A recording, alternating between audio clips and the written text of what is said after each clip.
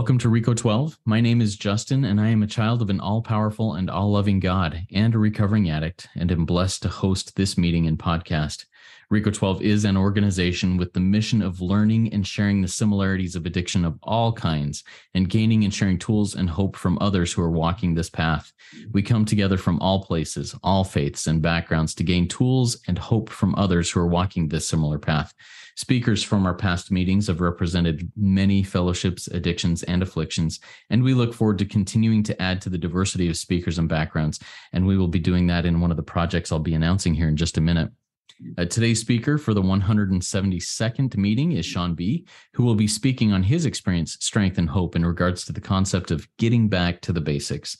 We will get to his talk in the Q&A afterwards in just a minute. First, for a little bit of business. The Rico 12 family of recovery resources continues to grow and have more and more resources for the addict and the loved ones of those addicted. Rico 12 Shares is one of the super exciting projects that allows anyone at any time to record a solution-based 12-step share and also to listen to others experience strength and hope anytime, anywhere, on your phone or wherever you listen to podcasts.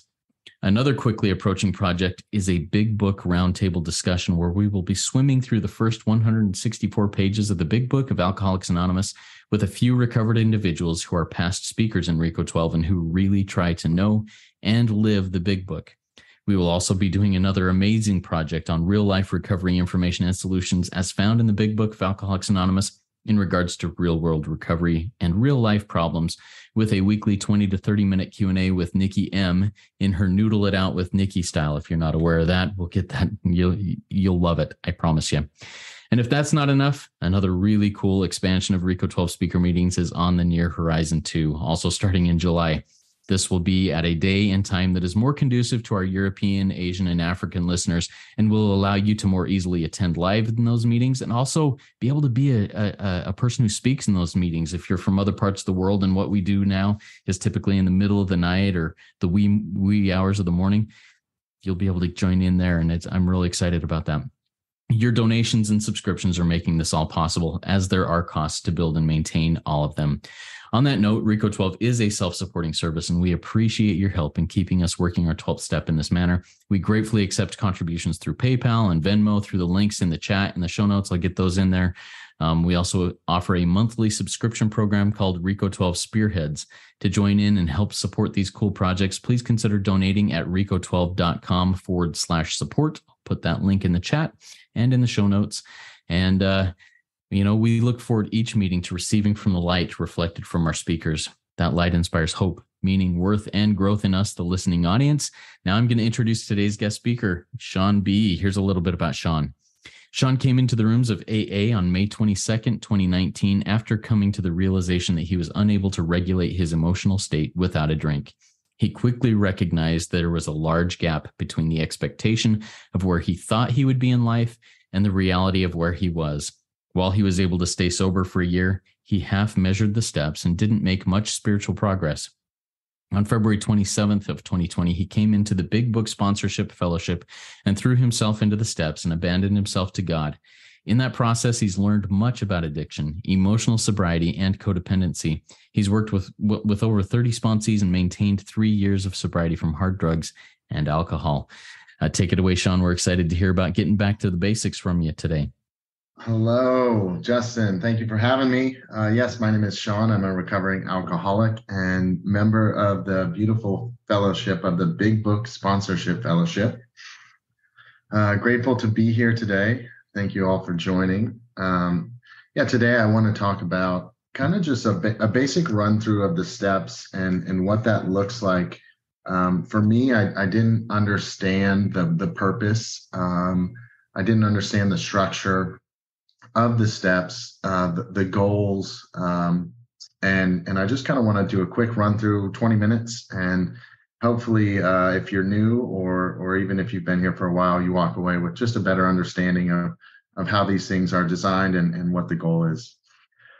Yes, so let's jump in. One thing that kept me from joining this program was a little thing called contempt prior to investigation. And to help get over that, we've already said the set aside prayer, so we won't go ahead and do that again. But That was a very powerful prayer that I learned early on, um, just to help me get past this preconceived notion of what I thought I knew. And I apply that in my life in a lot of areas, not just the standard set aside that we say before meetings sometimes, but God, help me set aside what I think I know about this podcast. Help me set aside what I think I know about recovery in general and listening to others and working with sponsees. There's so many things that I think I know about that and I know some, but when I ask God to remove what I think and bless me with a new experience, He always does. Funny story on that. I was in is San Francisco, 2012. I just graduated from college, and I wanted to become a life coach. When after graduating, I was looking to become a life coach, but I had an interview at a tech company, and I was waiting in a coffee shop for this interview time, and I heard two ladies, and they were coaching each other, and it seemed really interesting. The stuff that they were doing was fascinating to me, and I was listening to them secretly, kind of paused my AirPods, or I guess it was cord phones at that time, but paused my iPod and started listening in. And I waited there for about 30 minutes just listening. And when they got up, I said, "Excuse me," I was so excited. I said, are you a life coach?" And she said, "No, I'm a member of Alcoholics Anonymous." And I remember going from being ecstatically excited to meet this woman to, "Oh my God, you're an alcoholic? That is terrible." And I shut I walked away, and I was like, I want no part of that. I had this preconceived idea of what it meant. And it's funny that I find myself in this program 7 short years later. So, here we go, getting in. The main goal, the main purpose of this program, the first thing is to get us to God. It's to get us to have a loving, powerful, intimate relationship with our Creator. And when we do that, our fears fall from us. We experience perfect peace and ease, all of these promises that I hope some of you are familiar with. And the goal, how we get there, is by doing these steps. And one of the most important things, one of the foundation stones of our recovery, is helping others or becoming a sponsor, right? So there's a spiritual concept that we get what we give. So if we want relief, then give relief. If we want help, give help. So to anyone who hears that, becoming a sponsor, and thinks, "Oh, I'm not ready for that," or "I can't do that," just set that aside for now. Just keep working the steps. When you get to that spot, you're going to be in a different place. This program changes us, and and hopefully you have a sponsor that pushes you, to encourages you strongly to get a first sponsee like mine, because that's when the real recovery started for me.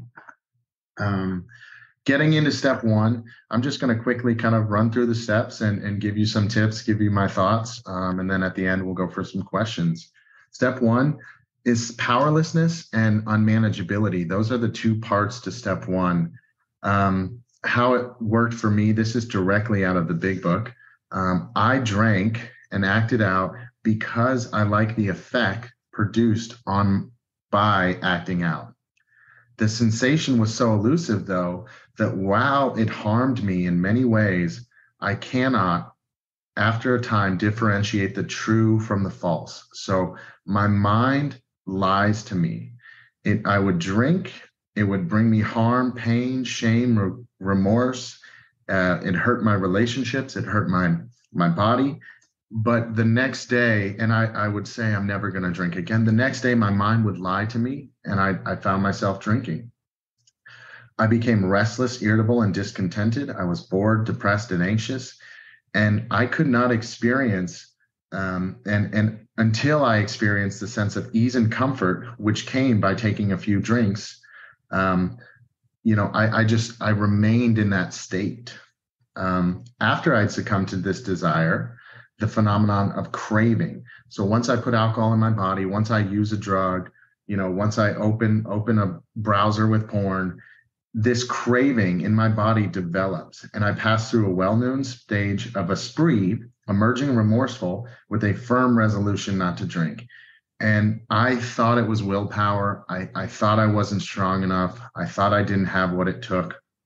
And it was only until I came into this program that I realized I was suffering something that was higher than willpower, that needed a higher power to overcome. And it says right here, we repeat this over and over, and until we can experience an entire psychic change, there's little hope for our recovery. So that's what happened to me in this program. I experienced an entire psychic change. Psychic, that is personality, behavior, thoughts, feelings, emotions. Everything about me is different than when I came in this program 3 years ago.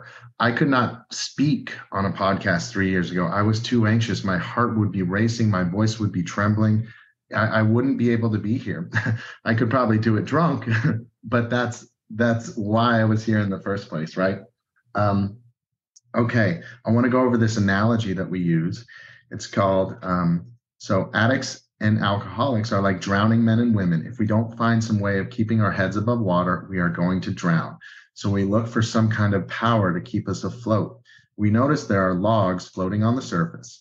These logs look like they're capable of keeping our heads above water, but once we reach for one of these logs, we find that we can only hold on for maybe a day, a week, a month, a year, maybe longer, but at some point the log fails us as a power, we slip and drown.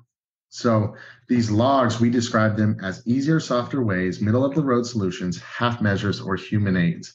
This is my direct experience. I was drowning for many, many years. And then I'd find a log. Maybe it was meditation. And I joined a meditation club and my life seemed to get better. For a month, I was free. I felt this peace and ease. But eventually that faded and I started to drown again. What else did I use? Willpower. I really struggled. I wrote these contracts with my buddies and we would say like, okay, if Sean smokes weed today, he owes Derek $200, and we'd sign it. We'd make it really official, and it would work for a week, and then it wouldn't. And then I'd end up owing my buddy a lot of money. And after we swapped about $400 or $500, we decided to give up on that program. Self-help. I use self-help books. I use personal development courses, positive thinking, affirmation. I felt like I used anything and everything as a log, and logs were good. They helped temporarily, but at some point they failed me as a permanent solution. Until I found this program. This program later on, it talks about the loving and powerful hand of God. So we are drowning, and the loving and powerful hand of God is going to come in and save us. At first, it feels like a flimsy reed. Those cattails that are on the sides of ponds and lakes, and reaching for those, they're not going to save us. But eventually this loving and powerful hand of God comes down, and I describe it as like a trapeze grip. If you ever know a trapeze grip, they like link forearm to forearm. And that's what God is doing. He's coming down, he's practicing this powerful trapeze grip, and he's just effortlessly lifting us out of the water. And when we work this program to our fullest, that's what recovery looks like. That's what prevents us and keeps us from drowning. So if you or a friend or someone you know is struggling with this, and you're not sure if you are an addict or alcoholic, the test right here is if, when you honestly want to, you find you cannot quit entirely, or if when drinking, using, or acting out, you have little control over the amount you take, you are probably an alcoholic or an addict. And if that be the case, you are suffering from an illness which only a spiritual experience will conquer. So a spiritual experience is what you're going to get from this program. And a spiritual experience that can come, they call it either the experience, which happens suddenly. God comes to us in a flash. We have this revelation, this download, this instant change in a meditation, in a dream, whatever it may be. That suddenly changes us. Or we have an awakening, which happens a little slower. But both of them come as a result of working these steps, as a result of clearing our fears, clearing our resentments, getting right with God. We become free. And when we become free, we start to have that awakening, that experience. So step one, we learned we had to fully concede to our innermost selves that we were alcoholics. And this is the first step in recovery. The delusion or lie that we are like other people, or presently maybe, has to be smashed. For me, that lie has been very strong. There's been many times where I've thought, oh, I can handle a drink, or oh, I can smoke a joint. Um, and it's proved over and over and over that I cannot do that. The idea, this is on page 30 of the big book, the idea or lie that somehow, someday, I will control and enjoy my drinking, using, or acting out behavior is the great obsession of every abnormal user. Over any considerable period, we get worse, never better, and many pursue it into the gates of insanity or death. So that line is they're very key to anyone who doesn't quite feel like they're there yet. Over any considerable period, we get worse, never better, if left untreated. There's a caveat there, if left untreated. And what that looks like is this is a progressive illness. This is going to get worse. If you're already struggling, if you don't do something about it, you are going to struggle harder. It's going to get more intense. The craving gets stronger. The alcohol, the effect produced gets less, and eventually it just progresses into something very dangerous.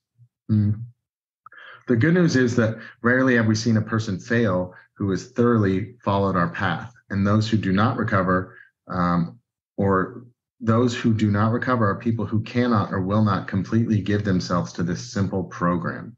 Usually men and women who are constitutionally incapable of being honest with themselves. Okay, so we have to be honest. The keys to this program, I say, how do you work this program? It's an acronym for honesty, open-mindedness, and willingness. Honesty, will you answer these questions honestly with a simple yes or no? I always say, if you want to know if someone has some dysfunction in their life, if you're curious whether or not they're an alcoholic or an addict, just ask them a yes or no question, and then wait. If they give you an explanation, a justification, or a rationalization, they're likely suffering from what we're suffering from, right? It's very rare that I receive yeses or nos back from people who work this program, unless they've come to an understanding of what that requires. Open-mindedness, we got to lay aside prejudices. That's the set aside prayer really helps for that. And then willingness. We just need to be willing. And if we're not willing, we ask for willingness. Okay, we just ask God. Step 2, came to believe in a power greater than ourselves could restore us to sanity. Lack of power, that's our dilemma. Again, this loving and powerful hand of God is going to come in. If you're uncertain about the word God, just use a higher power. The beautiful thing about this is we have our own conception of God. Make it the fellowship, make it your sponsor for a temporary time, whatever it takes. Just believe in something greater than yourself. Believe in what happened to your sponsor. Don't make your sponsor your God, but just believe in that power that he believes in. Any little bit of open door, openness to anything outside of ourselves, that's all it takes. If you can believe or are willing to believe in a power greater than yourself, then you have taken this step. Step 3, we make a decision to turn our will and our lives over to the care of God as we understood him. For me, it's as simple as Sean is fired, God is hired, right? I fire myself every day.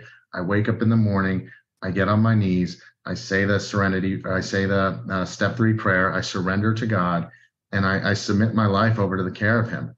And when I do that, things work really well. When I take my power back, when I try to take my position back, it doesn't go so well. It does not. It says right here, I must turn in all things to the Father of light who presides over us all. So all things, that's everything. Everything in my life, I must turn into this Father of light, this higher power that I have. On this step, our real purpose, if you're looking, I was bored, I was anxious, and I was depressed. And one main reason is because I didn't have a purpose. Okay. So my real purpose is to fit myself to be of maximum service to God and the people about me. Whenever I'm confused, whenever I'm lost, I just say, God, how can I be of maximum service to you and your people?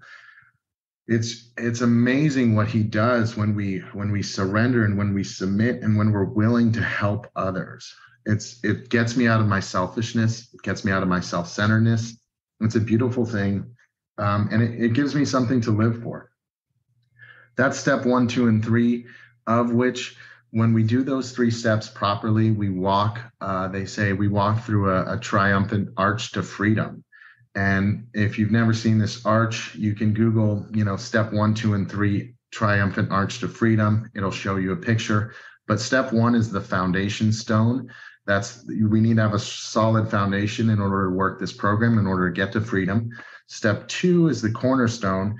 That's where all the masons build in accordance to that cornerstone. If that cornerstone's off, then the entire structure is going to be off. And step 3 is the keystone, and that's the center stone that keeps the arch from caving in on itself. When we work all 3 of them well, honest, open, willing, then we have a solid structure and we can walk to freedom. All right, we're on step 4, made a searching and fearless moral inventory of ourselves. For me, I'm just going to talk about resentments and fear today for the basics. And really, resentment is this: there are no justified resentments. If you're confused at all, just know that there are no justified resentments. And that means, we just need to realize that by working this step, we realize that we are the cause of our resentments, that we have stepped on the toes of our fellows and they have retaliated. And we mistakenly think it's their fault. We hold it against them. But really, when we work this properly, we understand that it's our job to be free of those resentments. It's our job to find forgiveness and freedom in that process. And when we let go of that, we get unblocked, right? It says the purpose of this step is to be rid of the things in ourselves which have been blocking us. It's a vigorous action. It's a personal house cleaning. And when we do this properly, there's freedom. The next portion is fear. Okay, fear. I was filled with fear. I didn't realize it at the time, but as I started making my fear list, I understood that I had I think I had 59 fears. And it was, the reason I had them was because I was self-reliant, because I wasn't relying on a higher power. I just didn't have in me the power it took to overcome that. And when I turned it over to God, when I found something greater than myself, that fear started to fade. There was a lot of work that was required. It says vigorous action. It was one of my harder steps. But after I did it, after I took step 4 and 5, which I'll talk about next, there was a sense of freedom. For the first time, God entered my heart. God entered my life. I started feeling something that I hadn't before. It was a beautiful experience, and it only came by working step 5. So step 5, we admit to God and ourselves and to another human being the exact nature of our wrongs. Now, I would say we basically, by working the steps, we usually share this with our sponsor. And if you're working these, then your sponsor will explain exactly how this goes. But don't stop there. Don't just share this with our sponsor, right? Share this with people you trust. If you have a fear, call someone and say, listen, man, I'm having this fear. I'm struggling. Put it down on paper, is what our book says, and release it to God. Ask that person to pray for you. Ask that person for some big book advice, some spiritual advice, and let that go. It doesn't have to be this long drawn out process. I hear all the time people say, oh, well, I got to wait till do step 5 with my sponsor. No, at any given moment, you can call and share with anyone, right? That's the beauty of this program. Step 5, some of the promises. We start to, our fears fall from us. We can be alone at perfect peace and ease, and we begin to feel the nearness of our Creator. That is exactly what happened for me. Step 6, we were entirely ready to remove all these character defects. And I'll combine this with a little step 7. We humbly ask God to remove all these shortcomings. For me, this was, my sponsor told me these steps were about stop doing the things that I want to do and start doing the things that I don't want to do. And it can be as simple as, I don't want to wake up and make my bed every day, so I do it. What do I want to do? I want to get high. I want to hang out. I want to be lazy, watch Netflix. And I don't do that, right? I've switched my mindset. And over time, it's led me to just be open to something. It's allowed me to walk into something greater than I ever thought was possible. Step 8, made a list of all persons we had harmed and become willing to make amends to them. So I think this step produced a lot of fear in me, and all I highlighted now is willing. I just need to be willing to make amends to them. I don't have to do it today. I just have to be willing to do it eventually. And that produced just a tremendous amount of relief in my life. I had this fear and I wasn't ready. But the big book says we pray for willingness whenever we need to, that fear crops up. So I prayed for a lot of willingness. Step 9, made direct amends to such people wherever possible, except when to do so would injure them or others. I don't want to get into the amends process right now because this is basics, but basically, whatever you've been doing, try to do the opposite. Try to make living amends, put it on paper, and try to live that out. I wouldn't encourage you to go make any direct amends without talking it over with your sponsor. But what you can do, if you've been a selfish, inconsiderate asshole all your life, start being generous, start helping people. If you have a poor relationship with your mother or your father, call them, ask them about themselves, take them to lunch, go get a massage, do something nice for them, right? Whatever you've been doing, if it's wrong, try to do the opposite and live that out. That's a living amends. And you don't need your sponsor's guidance. You can get it, but you don't listen to the excuses. Don't say, oh, I need to wait till step 9 to do this. Start living in accordance to the way you want to behave, and your life is going to start to change. Step 10, continue to take personal inventory. And when we were wrong, promptly admitted it. You can Google personal inventory, step 10. There is a direct, prompt. This is really key. I do this. I try to do this every day. It really helps me understand when I'm getting in selfishness, dishonesty, resentment, or fear. And when these crop up, we ask God at once to remove them. We discuss them with someone immediately and make amends quickly if we have harmed anyone. Then we resolutely turn our thoughts to someone we can help. Love and tolerance is our code of others.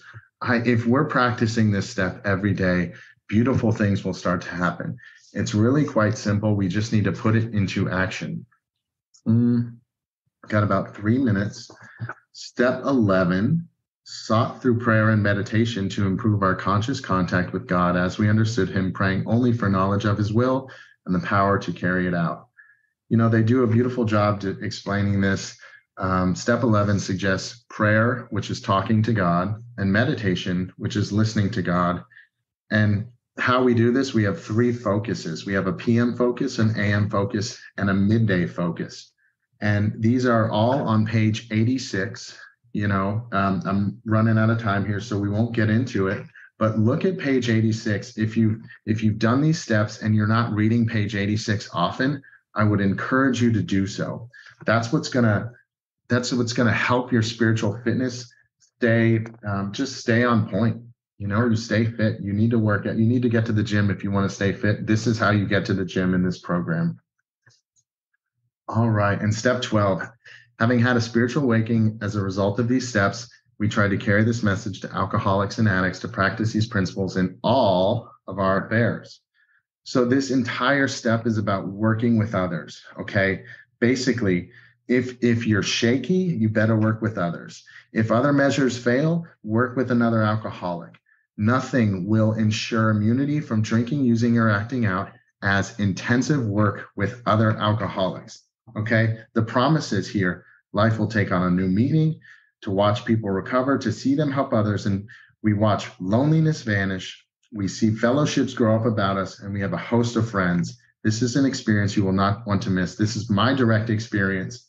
And I want to share with you, you don't need to start sponsoring to work this step. I would encourage you all to sponsor, but get with a friend, get with someone in the program, find I have a tribe of people, a fellowship of people, a herd of people that at any moment I can call and I can say, man, let's just walk through step 3 together. It doesn't need to be a sponsee sponsor relationship. You can coach, mentor, practice teaching or encouraging people at any given moment, anytime. And that is what we need to be doing if we're shaky, if measures are failing.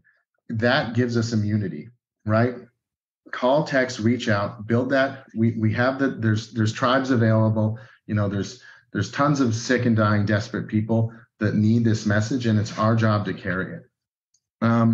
The last thing I'll say is that it's easy to rest on our laurels. It's easy to give up on this program of action, and if we do, we're headed for trouble. I've given up. I've rested many times. I've found myself in trouble. We're given a daily reprieve based upon the maintenance of our spiritual condition.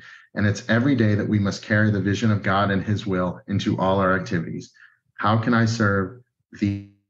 Not thy will be done, not mine.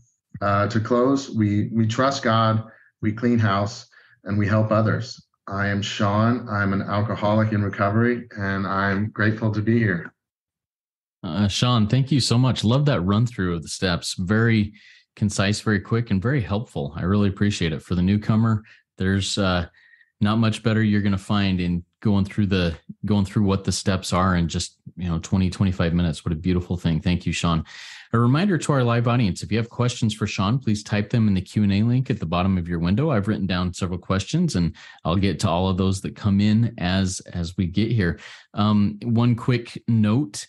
I'm going to issue a public apology. The link that was sent out in the email for those of you who are on the email group was broken. So I had several emails, several text messages, several direct messages during this saying, hey, the link is broken. I apologize. Hopefully you get to hear this later, but grateful for all of those of you who are here. We have a nice crowd, which is nice. All right. So a reminder again, send questions into the Q&A link at the bottom of your Zoom window. Looks like two speech bubbles over the top of each other. I'm going to get to one of these questions here that I wrote down, Sean. You mentioned that you have a real purpose now, and it's the real purpose as defined in the big book. What was your purpose that you envisioned for yourself before, and what has it meant to you now that you have a real purpose in your life that seems to have more weight and meaning? Yeah, certainly. Well, prior to self-reflection, prior to really just focusing in on myself, my purpose was very hedonistic, meaning I was living for self-pleasure. I was just having a good time, going out, drinking, having fun, enjoying the moment. And that purpose didn't serve me very well. I got carried away. My kind of coming into some self-reflection, I realized my purpose was to just listen to and learn from others in order to help them live a better life. I wanted to help people live a better life. I didn't know how to do that. I was lost and confused on how to do that. About a year or two after kind of focusing on that purpose, I came into this program. And now it's just, I wake up most every day with just a sense of passion I'm excited about the opportunities that are presented to me. I've been in this fellowship for 3 or 4 years now. And so the network that I have has grown, and I get people reaching out that I haven't spoken to in years, people coming back into the program, people being recommended to me, there's struggling people all around me. And I get to take moments out of my day and just impart a little bit of wisdom that's been given to me just as a result of this program and these steps. It's nothing that anyone else on this call, I don't have anything that isn't available to anyone else. I'm just putting it into action and just deriving a strong sense of value and worth from it. Thank you for sharing that. Question for you. When I was a newcomer, I didn't want to reach out to somebody else that had that light on. It was like, oh, I'm going to bother them. They aren't going to want to talk to me. I'm a loser.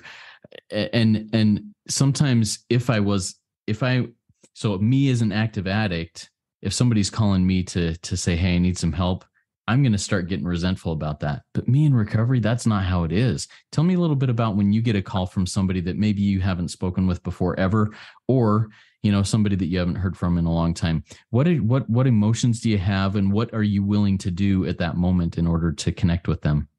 Yeah, certainly. I experienced the same feeling, the feeling that why would this guy want to talk to me? I'm just going to be a bother.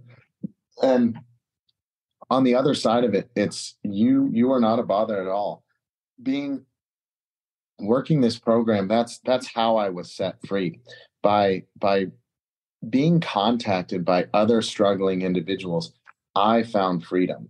So if you care about me, if you care about others, you'll actually, when you're hurting, you'll actually reach out. It's not selfish. It's actually selfless, because in a way, you are helping them more than they are helping you.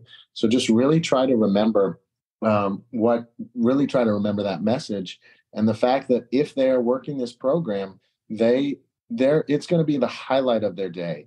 It's the highlight of my day. Working with someone who's willing and who's desperate and who wants this recovery, there is nothing that gets me more. And it's like a Red Bull. When I get off the phone with someone after a good 15-20 minute conversation about recovery, I feel like I've slammed a Red Bull, but it's like life-giving. It's not draining, or it doesn't make me anxious, 30 minutes later. It's a perpetual gift. I love that. Yeah. And I can identify that. It's like slamming a Red Bull. Like all of a sudden there's that energy, that rush that, hey, I was of service to somebody, and there was some purpose. There was some real purpose to that. And it was brought to me, and that person was service to me. Love it. You mentioned something in there, Sean, that right now I'm struggling with in my own life, a little inside baseball. I'm feeling some resentment, some betrayal, some professional betrayal in my life. And it's weighing down on me. But you said there are no justified resentments. Man, I sure want to convince myself that I am justified to feel that way. Talk me through how I can let go of these resentments that I'm feeling and that I really want to hold on to because I feel justified in them. Yeah, we don't want you to feel justified in anything, my friend. Yeah. Yeah, well, I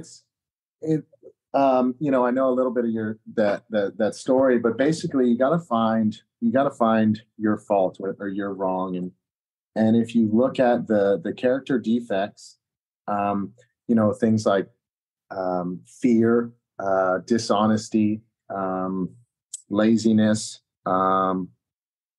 things like that. Find out where those were in that process, and then find where you should have been courageous, where you should have been honest, where you should have been had a conversation, or reached out, gotten the facts. My sponsor Nikki says this all the time. She's get the facts, right? And there's something that if you're like me, there's confrontation is something we don't like. So usually I push that off, rather I avoid it. And it seems to come back to bite me in the end. If I would have had if I would have gone to someone and brought that up, addressed it openly and honestly, and been courageous, maybe this wouldn't have happened. Now, all that aside, if we do all that, then and we're still feeling resentment, then we just need to focus on forgiveness and resentment. The book says nothing in God's world happens by mistake, right? It's a perfect world. And so we just focus on acceptance. That's the key that's the solution to all our problems. The answer, focus on that acceptance, focus on forgiving them, and take it a step further and bless them.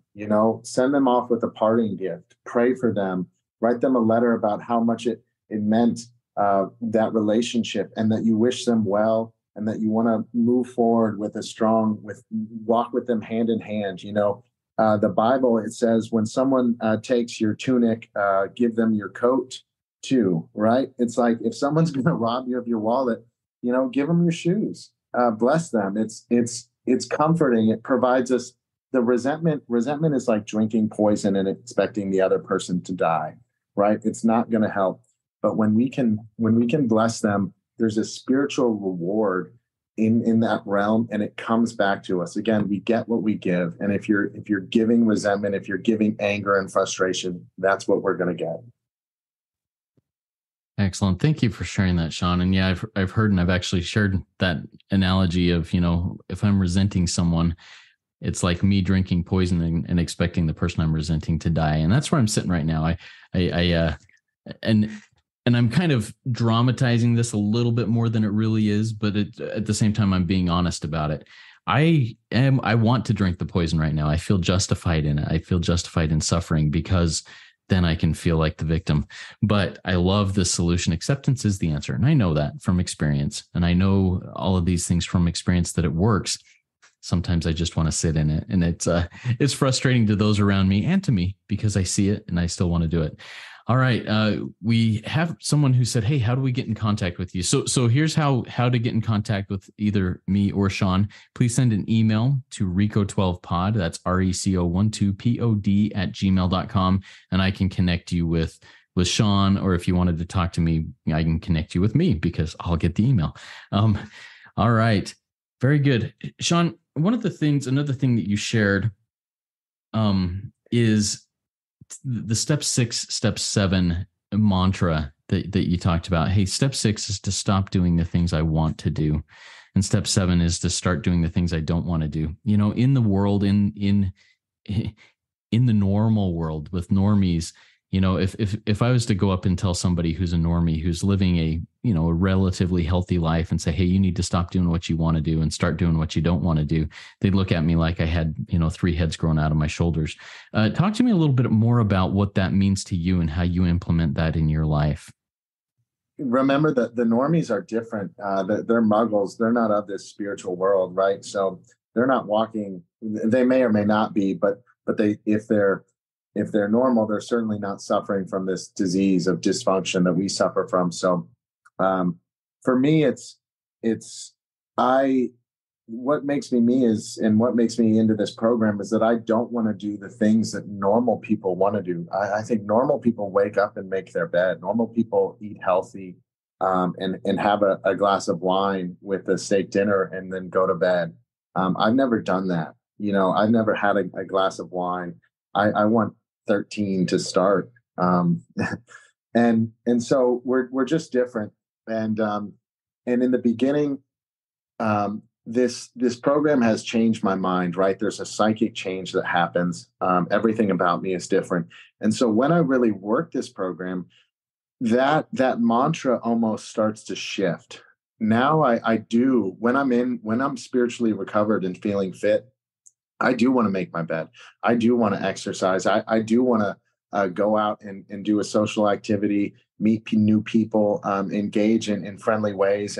But when I was in active addiction, I didn't want to do any of that.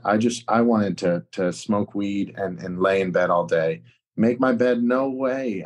Why? I'm just going to get it in probably 6 hours from now. Why would I make it? There's just things that changed as a result of working this program. But in the beginning, that mantra was really helpful for me to just simply understand what was happening and how I could change it. Yeah, thank you, Sean. I appreciate it. And that understanding that, well, I am now grateful that I'm living in this world of the spirit, that I'm no longer walking blindly, trying to fit in with the normies, with the muggles, because I'm not them. Now, does that mean that I reject them or avoid them? No, heck no. But I'm grateful that I get this opportunity to walk in the world of the spirit. What fears did you have, and maybe do you still have, about that separation of, hey, I'm now different and I embrace that I'm different than others, not better than, but different.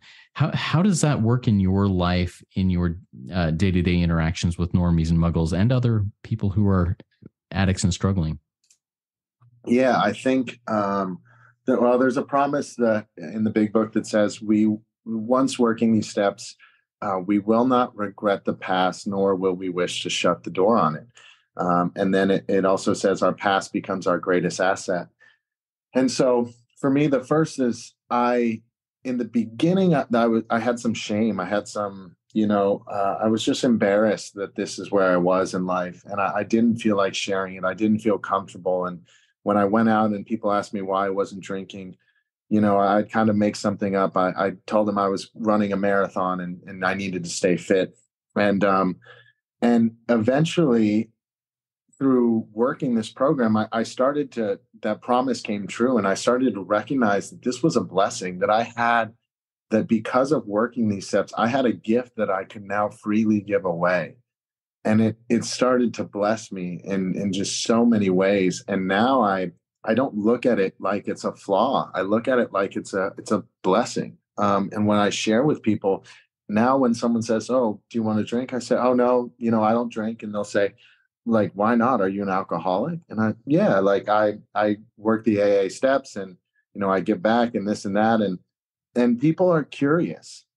People are very curious. I sometimes I talk to them and I say, "Man, I used to drink too much, and I'd wake up feeling shame, regret, remorse every morning. I was anxious. I do things I didn't want to do when I drank, and now I have this new freedom. I have life, and I'm excited, and I exercise often, and I feel good. My mind is clear, and I would just wake up with a new sense of life. And when I share that message, you'd be surprised how many people are excited to hear, and you always respond with, "Wow, like I wish I could stop drinking."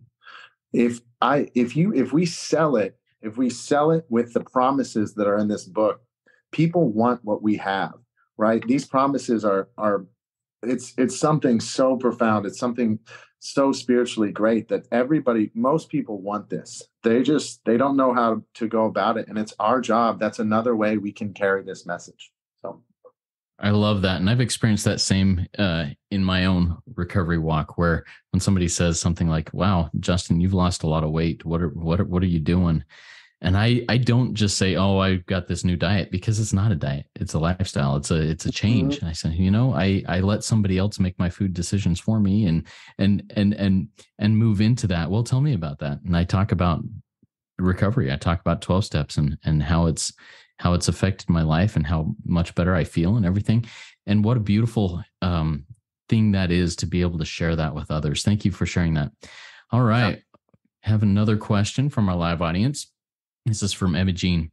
"Thank you, Sean, for a fantastic message. You said you came from drugs and alcoholism. Since doing your steps with your amazing sponsor, have you had any other isms come up for you? And if so, how long did it take you to accept it, see it, and let higher power take it?"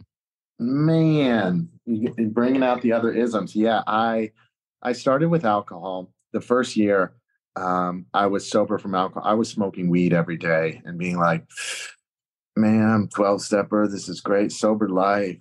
And it about a year into it, I found the Big Book Sponsorship Fellowship, realized that I just replaced one thing for another.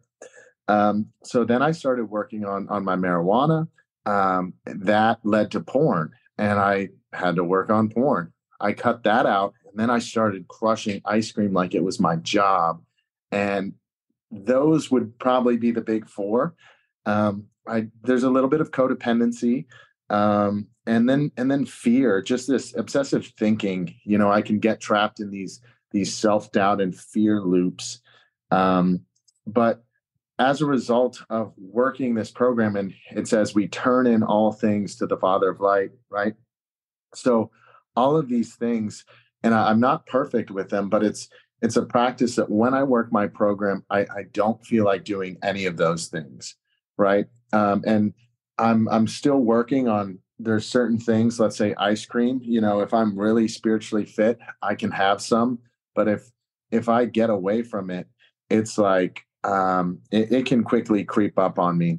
That's something that I'm not fully just being honest. I'm not fully aware of how that relationship is going to look going forward. But I do know that alcohol, weed, porn, that is something that I will never go back to. It has caused nothing but pain and trouble and trauma. And as for the others, it's just I work this program and I just try to turn it over to God and see where it goes. Love it. Thank you, Sean. Any other words of wisdom before we get to our closing reading and close out with a prayer after that? Words of wisdom. Yeah, I would just say, just really build, just oh, this is what I want to say.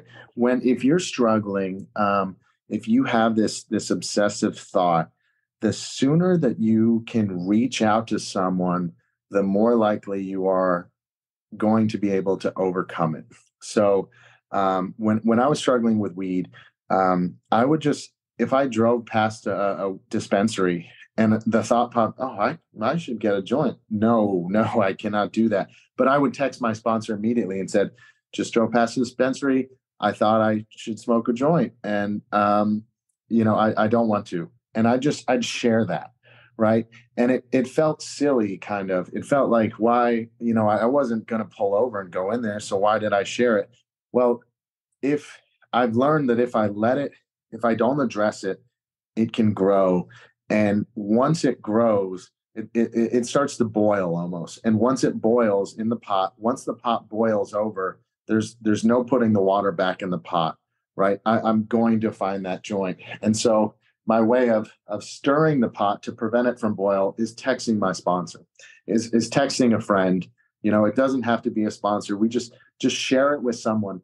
As soon as you find that first obsessive thought, just release it, ask God to remove it, and move on. And I found that that's led me to the most freedom.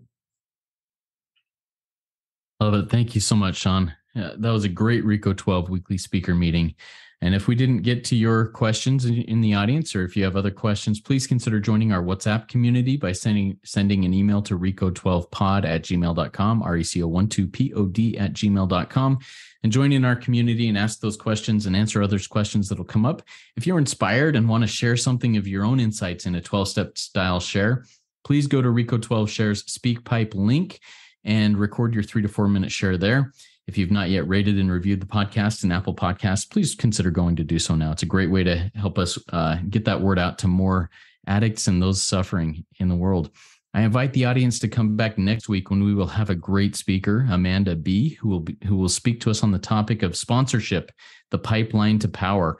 This is going to be a good one. I'm excited for it. Now let's launch off into the rest of our day with a prayer from the heart that Sean has said he would like to say for us to get us launched out of here today. Yes. Father God, we just thank you for all the participants on this call, anyone who listens in later. We thank you for Justin and what he's done in this Rico 12 and this fellowship that he's building. And we just ask for just blessing and provision over that. We just ask any addictions or struggles that anyone's having in this very moment, that you just allow them to be hit with some willingness to reach out to someone new, be hit with something, a willingness to share with one another, and just provide them with a sense of freedom, a sense of joy that comes with working these steps. Give them a new sense of strength and hope and courage to just engage in a relationship with you, Father. We just ask that anyone who has any difficulties adhering to this program, that they just lay those down. They just set them aside and just turn to you, just practicing step 3 and just wiping away any of the fear, the resentment, the anger, the frustration, anything that's blocking them from you, Father. We ask all these things in your name. Amen. Amen. Thank you, Sean. Remember, everybody, there is one who has all power. That one is God. May you find God now. Keep coming back, everybody. Let's trudge this road of happy destiny together. Work it. You are worth it.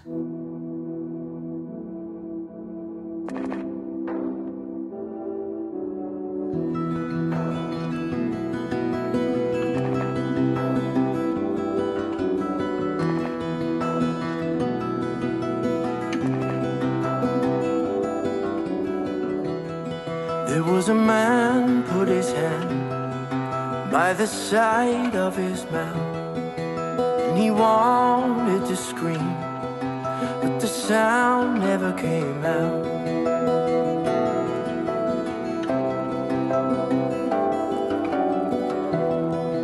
So he reached for the bottle to wash the pain away, 'cause what he wanted so badly was to live a different way. And all of his problems and all of his pain filled up the puddle and rose with the rain. He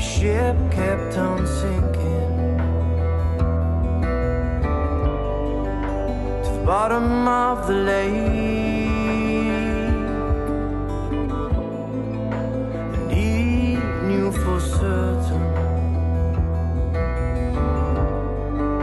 that he was just a fake, just a fake. Was a man put his hand by the side of his mouth,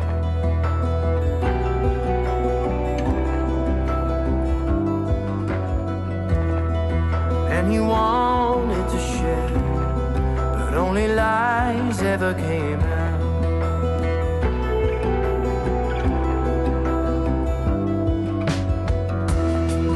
So he reached for the needle to numb the pain inside,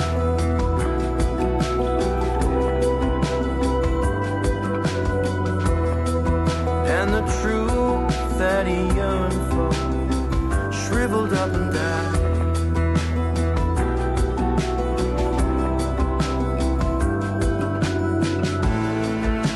And all of his problems,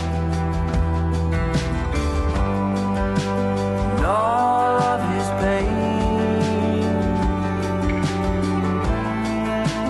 filled up the puddle, rose with the rain. The ship kept on sinking, the bottom of the lake.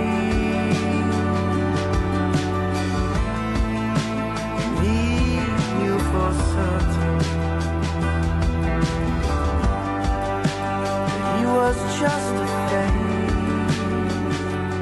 just a fake.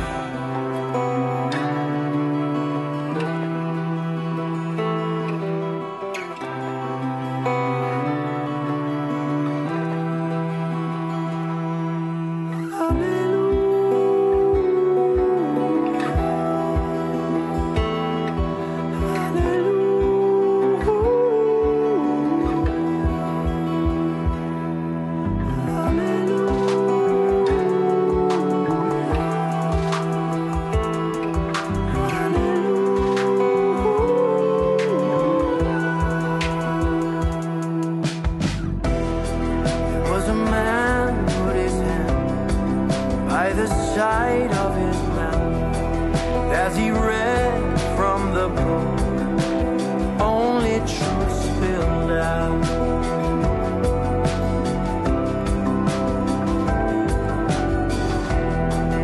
So he reached for a power to help him through the night,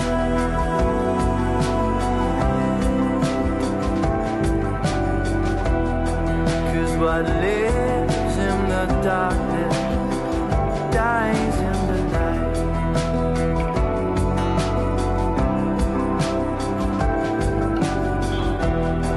Yeah, what lives in the darkness dies.